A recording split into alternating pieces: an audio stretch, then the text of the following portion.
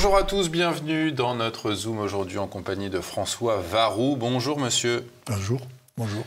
François Varroux, vous êtes diplômé de Saint-Cyr, vous avez été officier traitant pendant 20 ans au SDEC, puis à la DGSE. Le SDEC, c'est l'ancêtre de la DGSE. La DGSE, c'est les services de renseignement extérieur français, Direction générale de la sécurité extérieure. Et vous publiez cet ouvrage, James Bond n'existe pas, mémoire d'un officier traitant.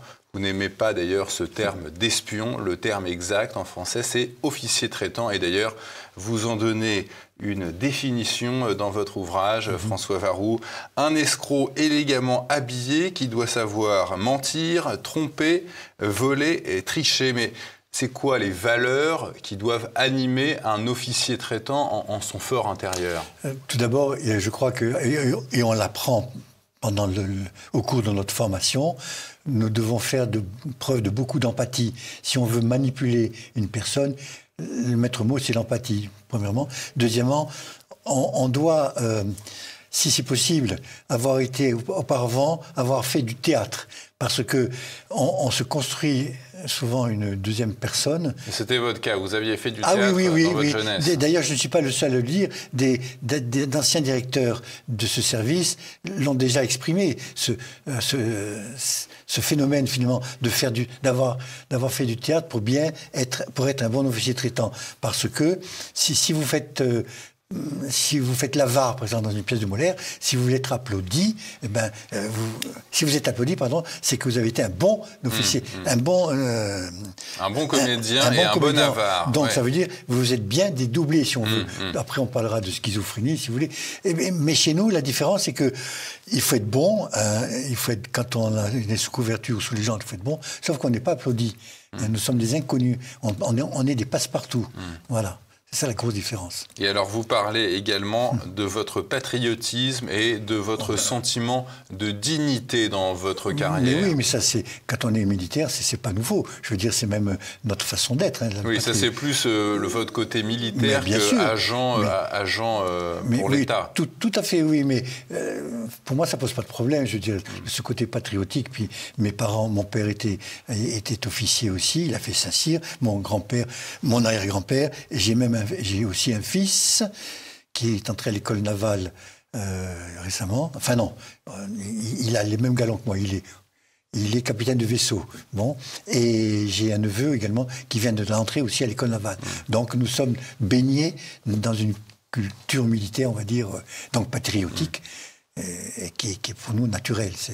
Est-ce que vous êtes certain, François Varroux, au cours de vos 20 années en tant qu'officier traitant dans les services de renseignement extérieur français, d'avoir en réalité et en effet toujours servi la France? Bien sûr. Servir, je dissocie le service de l'État et le service de la France. Pour moi, c'est la même chose. Je ne vois pas tellement la différence. Mais peut-être que certains politiques à la tête de l'État ne servent pas les intérêts de la France.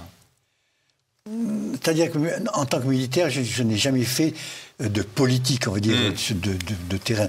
Mais pour le patriotisme, bien sûr que ça ne fait aucun doute, quoi. Alors, vous racontez dans votre ouvrage « James Bond n'existe pas » votre entrée au SDEC, donc le service de renseignement extérieur français.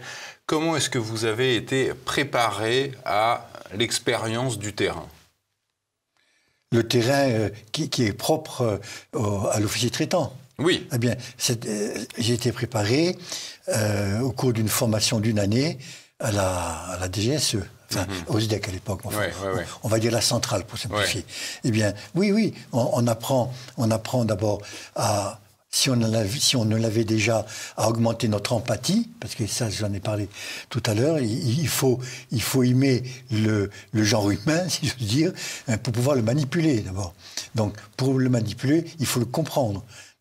Donc il faut utiliser des moyens je parlais d'empathie, mais en tout cas de compréhension de l'autre, dans ses habitudes, dans ses défauts, dans son attitude, dans ce qu'il aime, dans l'appréhension de certains thèmes de la vie courante, etc. Est-ce qu'il aime le rouge, est-ce qu'il aime le blanc, enfin des couleurs, tout. On dit même souvent que pour commencer à manipuler quelqu'un, il est bon de le voir, de le situer dans son environnement de travail. Si son bureau est noir et sombre et gris, normalement, ça influe sur son caractère. Au contraire, si les murs sont clairs, etc., c'est déjà pour nous un indice. Ici, par exemple, nous sommes dans le noir et le vert. Bon, je sais pourquoi le vert, mais si c'était le noir, tiens, c'est bizarre quand même. Ils aiment quoi, l'obscurité? Mais sans doute, il y a une raison. Mais là, il y a une raison. C'est pour des raisons techniques. Mais bien sûr, mais ça, je comprends bien pour le vert, oui, absolument. Et alors, vous dites que quel que soit son statut social, son degré d'intelligence ou son expérience, n'importe qui peut faire l'objet d'une manipulation. Bien sûr, alors, c'était quoi vos techniques en tant qu'officier traitant? Je vais répondre par un biais. Regardez, les sectes. Comment se fait-il que des sectes, qui n'ont rien de religieux, les sectes arrivent à embrigader des professeurs, des scientifiques, des docteurs en sciences, etc. Ça arrive. Ce sont pas des imbéciles quand même. Eh bien, ils sont quand même... Eux, ils sont aussi manipulés par des techniques propres à ces sectes-là. On est bien d'accord là. Hein. Eh bien, votre question, c'était comment... les techniques de manipulation que vous avez employées au cours de votre... En quoi ça consiste? Les techniques de manipulation, eh bien... ça fait loin quand même, ça fait un certain temps. On est formé, on nous développe notre empathie par exemple, par des études de cas. Alors, on nous passe un film, par exemple, et on dit, voilà, qu'est-ce que vous pensez de l'attitude de telle personne? Avec un spécialiste, avec un psychiatre ou un psychologue, plutôt un psychiatre. On lit des textes et on nous demande de les analyser ou d'en faire la synthèse. Voilà, c'est ça. Donc, on fait beaucoup d'études de cas pour être en mesure de, face à une situation précise, donnée et réelle, eh bien, on puisse trouver les moyens de faire... retourner quelqu'un, oui. Pas tout de suite, de faire d'abord l'environnement, et puis, grâce à cet environnement, après... petit à petit, étape par étape, de rentrer dans son système de pensée. Et oui, le but, c'est de trouver la faille d'une personnalité. C'est ça, la faille, voilà, exactement. Et d'ailleurs, je pense à Girnov, à Sergueï Girnov. C'est la même chose, c'est la même façon d'agir en face d'une personne. Une personne à traiter. C'est un espion russe qui a été formé par le KGB et qui, depuis quelques années, est en France et qu'on voit beaucoup sur les plateaux de télévision. Oui, tout à fait. Qui a été un réfugié politique, en fait, il est parti. Voilà. Alors, François Varroux, également dans votre ouvrage, vous expliquez les difficultés qu'un agent traitant peut rencontrer dans le recrutement d'une source. Alors vous, personnellement, vous vous y preniez comment ? Eh bien, d'abord, ce que j'ai appris dans l'information, on fait ce qu'on appelle, tout d'abord, c'est la première chose, c'est l'environnement de la personne. Sans lui parler d'abord. L'environnement, c'est quoi? C'est... la première chose, c'est il faut que la personne soit dans la structure dans la structure où elle travaille, où on va chercher le renseignement. Il faut qu'elle soit dans la structure que le gouvernement nous a demandé de pénétrer. Il faut l'introduire. Et quand on l'aura pénétré, on aura donc moyen, grâce à cette personne qu'on va recruter, de voler, en tout cas, le renseignement qu'on nous demande d'acquérir. D'accord ? Alors, une fois que la personne a été ciblée par l'officier traitant, eh bien, il s'agit donc de faire, en premier lieu, l'environnement. Sans autre... Pas plus que cela. L'environnement, c'est comment... c'est bête ce que je veux dire, mais comment utilise-t-elle les moyens pour aller dans la structure où elle travaille? Le train, la voiture, etc. Est-ce qu'elle marche beaucoup pour y aller, par exemple? Est-ce qu'elle utilise des moyens de travail pendant son déplacement? Si elle prend le train, est-ce qu'elle travaille avec un ordinateur? Est-ce qu'elle prend à midi, est-ce qu'elle déjeune, ou dîne d'ailleurs, dans le lieu de son travail? Bon, on doit savoir toute sa vie. Oui. Est-ce qu'elle sort avec une personne, une femme ou un bonhomme, etc. Que toutes ces choses-là, vous voyez. Alors comment s'habille-t-elle? Vous expliquez que la centrale, la DGSE, les services de renseignement, ont beaucoup de personnel dans les grands hôtels, notamment des femmes de ménage, qui sont susceptibles d'aller voler dans les chambres, notamment des hauts fonctionnaires, des PDG ces personnes-là de pays étrangers. Ces personnes-là s'appellent des honorables correspondants. Oui. Parce que d'abord, elles ont été interpellées par des agents, par des personnes de la DGSE, et on leur demande, vous par exemple, est-ce que vous souhaiteriez être mis en relation avec un officier traitant? Il vous dira ce qu'il faudra faire. Alors vous dites oui ou non, et vous direz, mais c'est quoi d'être en relation? Eh bien, c'est par exemple, si vous avez un appartement, est-ce que vous nous le prêteriez pour recevoir quelqu'un? Et ce quelqu'un, ça peut être un futur agent. Mais on ne lui a pas encore dit. Mais vous êtes l'intermédiaire. C'est les personnes dont vous parliez tout à l'heure. Ouais, la femme de ménage, pareil, ça peut être une personne qui va aller faire les poubelles du directeur ou du technicien ou de l'ingénieur qui travaille sur un sujet sensible. Vous voyez, c'est ça. Voilà. Et cette personne va faciliter le travail de l'officier traitant. Mais c'est pareil dans tous les services. Vous nous parliez tout à l'heure de théâtre, de schizophrénie. Alors, ça vous a conduit à épouser de nombreuses fausses identités pendant votre carrière. Vous appelez ça une légende. Alors, c'est quoi les erreurs à éviter pour se construire une légende crédible? D'abord, construire une légende crédible, ça veut dire se trouver un faux lieu de naissance, une fausse identité déjà, une fausse date de naissance. C'est tout simple déjà. Là où ça devient plus compliqué, c'est trouver une fausse carte de crédit. Alors si vous avez la chance et c'était mon cas d'ailleurs, de connaître d'avoir une relation qui travaille dans une banque, le moment le plus fatidique, le plus subtil, c'est quand vous lui demandez à cette personne, est-ce que tu veux bien me donner une fausse carte de crédit? Ça, c'est grave pour cette personne-là, parce que si elle se fait prendre, c'est tout de suite la porte du travail ou de la banque. Eh bien, cette personne-là s'appelle un honorable correspondant. Grâce à elle, j'ai eu une carte de crédit. Ensuite, mais la hiérarchie de ces personnes au sein de la banque, elles ne peuvent pas être mises au courant par les services de l'État qu'on a besoin d'une carte, délivrez-nous une carte. C'est l'honorable correspondant qui fait la barrière pour que ça ne fuite pas. Mais lui, il n'est pas forcément au courant, l'honorable correspondant, que j'ai reçu, grâce à lui, une fausse carte. Enfin, c'est une vraie carte d'identité, mais c'est une vraie carte de crédit. Mais elle est... Comment dirais-je, l'argent qui sert à l'officier traitant pour payer ses sources, eh bien c'est une caisse qui a été alimentée par la DGSE, évidemment. Alors vous êtes tout au long de votre carrière à la recherche de renseignements. C'était l'objet de votre travail et vous faites le distinguo entre information et renseignement, justement. Alors, c'est quoi la différence? Comment une information devient-elle un renseignement, et le renseignement qui est susceptible de déboucher sur une décision? Une information peut se trouver partout, dans les journaux, par exemple, ou sur le tableau les tableaux qu'on trouve dans les gares, par exemple. On va s'informer pour savoir à quelle heure part le train. Bon, ça n'est plus ni moins. L'information... Le renseignement. Alors, pardon, le renseignement qui peut être tiré d'une information. Ça veut dire que le renseignement est l'aptitude à...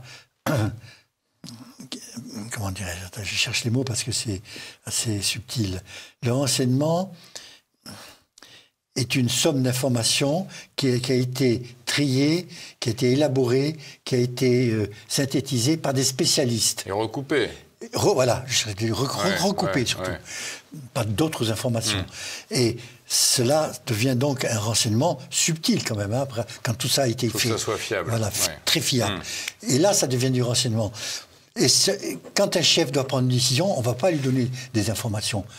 Mon général, voilà, j'ai reçu cette information, il va rigoler, il dit, votre information, vous pouvez vous la mettre où je pense. Le renseignement doit permettre au chef, quel qu'il soit, civil ou militaire, d'y aller les yeux fermés, quoi. Ça lui permet de décider, de prendre une décision pour une action précise. Voilà la différence. C'est clair, vous voyez, information, renseignement.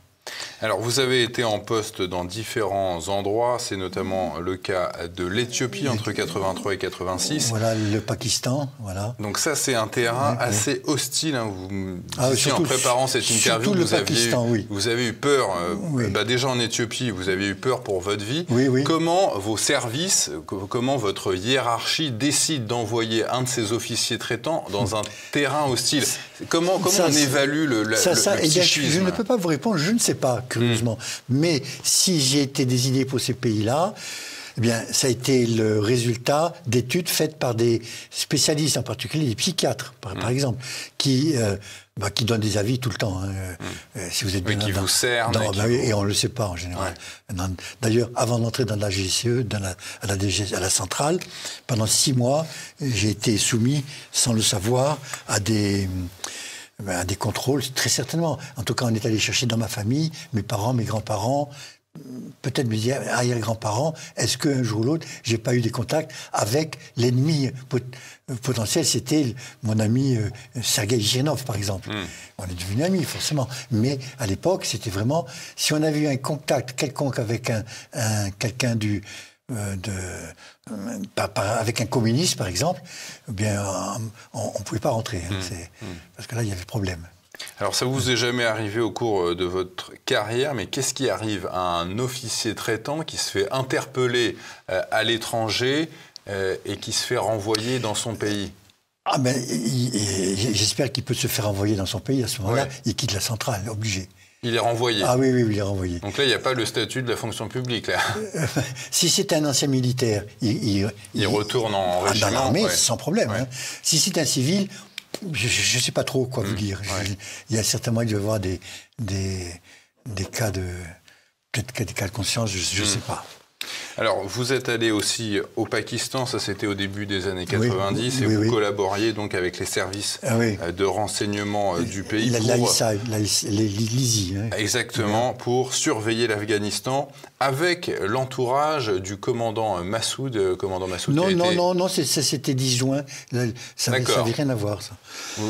Donc, comment ça se passait justement, vos rapports alors avec les renseignements pakistanais? Très difficile. Mes rapports avec l'ISI, l'ISI, ISI, se faisait tout à fait normalement, de façon très protocolaire. Je recevais des documents en français. Je me demande, est-ce que je les traduisais? Je ne me souviens plus. Oui, alors vous expliquez dans votre livre que vous les traduisiez, que ça vous prenait des heures et qu'un jour ils vous ont dit non, on n'a pas besoin de votre traduction, on a notre traducteur. J'étais déçu, comme vous ne pouvez pas l'imaginer, parce que ça me faisait perdre beaucoup de temps. Et puis c'était à vous de prendre rendez-vous, c'est pas eux qui vous appelaient? Non, c'est moi qui prenais rendez-vous, en général tous les 15 jours. Mais c'était très protocolaire. Et puis on parlait toujours de la pluie et du beau temps. Alors lui, il me fournissait quelques renseignements sur papier. Je ne les traduisais pas, je les envoyais directement à la DGSE, c'est tout. Mais c'était des renseignements bateaux, je dirais, il n'y avait rien de... Alors, l'inconvénient, c'est qu'on ne peut pas faire les deux, et avoir des relations avec les services spéciaux qui me surveillaient dans mon travail, et puis faire du renseignement classique en tant qu'officier traitant. Vous voyez, puisque j'étais censé manipuler des personnes pakistanaises au Pakistan. Les deux travaux étaient incompatibles. Est-ce que c'est clair dans votre Oui, bien sûr. Voilà. Alors, c'est pas normal. Vous recherchez du renseignement tout au long de votre vie, mais vous êtes armé. Enfin, en tout cas, en Éthiopie ou au Pakistan, vous avez une arme sur vous en permanence. Pas en Éthiopie. Au Pakistan, oui. Parce que c'était plus dangereux pour ma vie. Et celle de mes enfants, bien sûr. Alors, vous évoquez aussi... cet entourage du commandant Massoud, puisque au Pakistan, vous deviez surveiller l'Afghanistan. Comment ça se passait quand vous rencontriez les hommes de Massoud? Massoud qui a été tué au début des années 2000, avant alors, je ne disais les attentats du 11 septembre. Je ne disais pas qui j'étais. C'était des sources inconscientes, ça existe. Des sources, c'est-à-dire qu'on parlait de choses et d'autres, et dans la conversation, sans savoir, il n'avait pas l'impression de me renseigner, en fait. Il me donnait, alors je vais utiliser le mot, des informations que moi je transformais en renseignement parce qu'après j'ai élaboré tout ça. Hein. Eh bien, voilà comment ça se passait. Mais je rencontrais des gens de Massoud, très peu quand même, cependant. D'abord parce qu'eux-mêmes étaient surveillés, moi aussi, donc il fallait faire très très attention. Hein. Alors, c'est assez connu, on voit ça notamment dans les films, et vous en parlez aussi dans votre ouvrage, la concurrence entre les services de renseignement français. Alors, ils ont beaucoup changé d'ailleurs le nom des... Alors, il y avait la DST et la DGSE, moi j'en suis resté là. Après, je crois que la DST s'est transformée en DCRI. Et puis en DGSI. DGSI, voilà. Enfin bon, il y a eu plein de changements. Voilà. Est-ce que la concurrence entre les services intérieurs et extérieurs a déjà conduit à des catastrophes, à des drames? Pas à ma connaissance, non, pas à ma connaissance. Quand une mission commençait à l'étranger pour nous et qu'elle se déplaçait parce que les protagonistes étaient mutés en France, bien l'affaire était livrée avec toutes les données que nous avions à la DST, à l'époque, la DST. Maintenant, c'est la DGSI qui s'occupe de ça. Et la DST également avait les relations de la DST étaient celles qui étaient faites avec les préfectures et les sous-préfectures. Pareil pour la DGSI. Hein, donc la DGSI n'a rien à voir avec les préfectures et les sous-préfectures. À telle enseigne que souvent on me demandait, quand j'étais en France, à mes amis, quelques-uns qui savaient ce que je faisais, enfin, qui savaient où j'étais plus exactement, ils me demandaient qu'est-ce que vous pensez de tel ministre ou de tel président de la République. J'en savais rien, moi. J'étais comme eux, ou comme vous. Enfin, je ne faisais pas de renseignements sur les Français. À tel point que souvent, une fois, un ambassadeur m'a demandé de surveiller un Français. J'étais très, très gêné, très gêné. D'ailleurs, de Marange le dit hein, dans le livre qui est fait par Christine Ockrent. Non, ça n'est pas le rôle de la DGSE de faire du trafic avec les Français. Alors, on connaît d'autres noms de services de renseignement extérieurs étrangers. Israël a le Mossad, les États-Unis ont la CIA. Est-ce qu'on a le moyen... Le MI6 britannique, voilà. Exactement. Est-ce qu'on a le moyen de faire un comparatif? Est-ce que les Français sont bien classés est-ce que leurs agents sont de bons agents? Alors, soit on pense nombre, soit on pense qualité. Ouais. Alors, au point de vue nom, évidemment, on est bien un petit service de renseignement. Si on compare ça avec les États-Unis ou la Russie, évidemment, on ne fait pas le poids. Hein. Enfin, c'est David contre Goliath aussi. Hein. David, il a quand même abattu Goliath. Hein. Faut y penser. Alors, au point de vue qualité, on n'est pas mauvais du tout. Enfin, c'est ce qu'on dit. C'est pas nous qui faisons l'analyse, c'est les autres. Hein. Ouais. On est quand même bon. J'allais dire très bon. Non, ne faisons pas d'orgueil. Non, on est quand même bon. On sait faire quand même.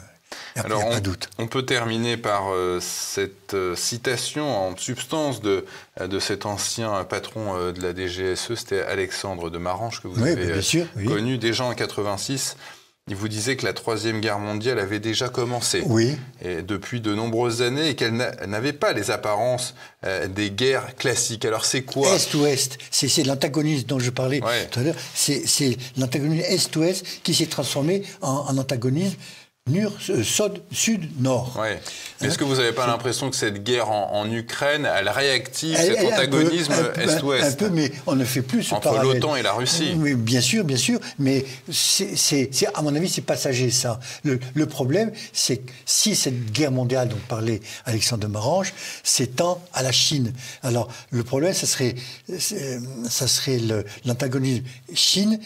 Quand s'éveillera la Chine, et c'est Alain Peyrefitte qui a écrit le livre, ça j'y crois, quand la Chine s'opposera aux États-Unis en termes de guerre économique, là, ça peut devenir une guerre chaude.